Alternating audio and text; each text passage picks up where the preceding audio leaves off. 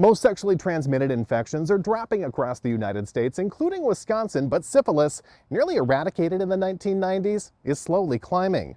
I'm NBC 26 Today's McLeod Hageman, traveling to different neighborhoods across northeast Wisconsin to learn who's most impacted by STIs, while also finding out that a lot of people don't show any symptoms.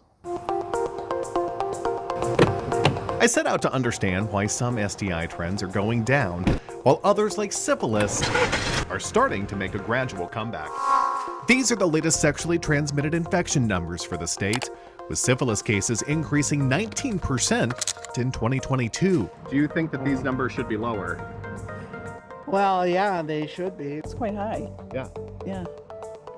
Sounds like people have been promiscuous. Some people in Green Bay believe the answer is obvious. Pointing to social media and more people using dating apps to hook up. I think it definitely contributes to this. But community experts believe there's much more to it than swiping right or sitting down to your computer and clicking your mouse.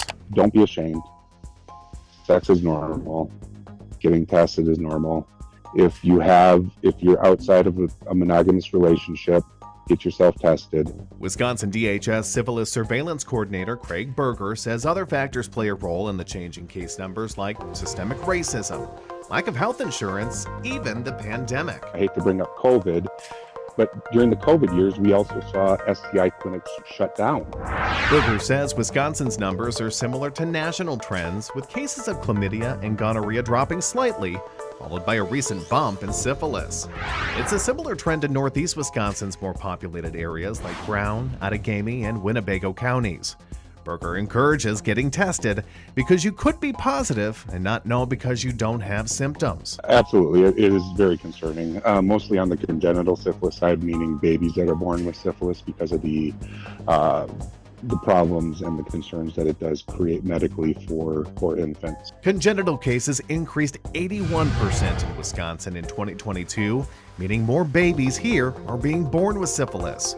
According to the state, there were 16 babies in 2021 and 29 cases the next year. DHS tells me more recent numbers are still being calculated. Because of the infection, they fail to thrive in the womb. Okay, and this would extend to all parameters. It's not just their length and height, it's even with their head circumference and development of their brain. Dr. Karen Lane is a pediatrician at Oneida Community Health Center and says fortunately, she's never had to treat an infant for syphilis. According to DHS, Indigenous people in rural areas are considered a priority population, so I spoke with providers in Oneida about their trends. Our numbers have been consistent for the last couple of years. We haven't had a lot of increase. We'd love to see a little bit more decrease. Oneida Community Public Health Officer Michelle Tipple says during the pandemic, they made sure all patients continue to get the care they needed while also offering resources to protect patients from STIs. In fact, she says they're planning to collaborate early next year with communities in Brown County to address those existing cases. That way we can come up with strategies that may be a little bit more effective in certain age groups. And Dr. Lane says she hopes the program will continue to curb cases of chlamydia and gonorrhea while eradicating syphilis altogether. Oh, I think it's really a great initiative that the community has right now to make sure our children and actually adults are getting protected.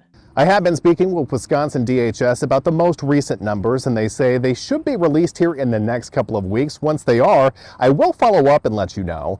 To learn more about numbers from your neighborhood, simply visit our website at NBC26.com. Reporting from Green Bay, McLeod Hageman, NBC 26.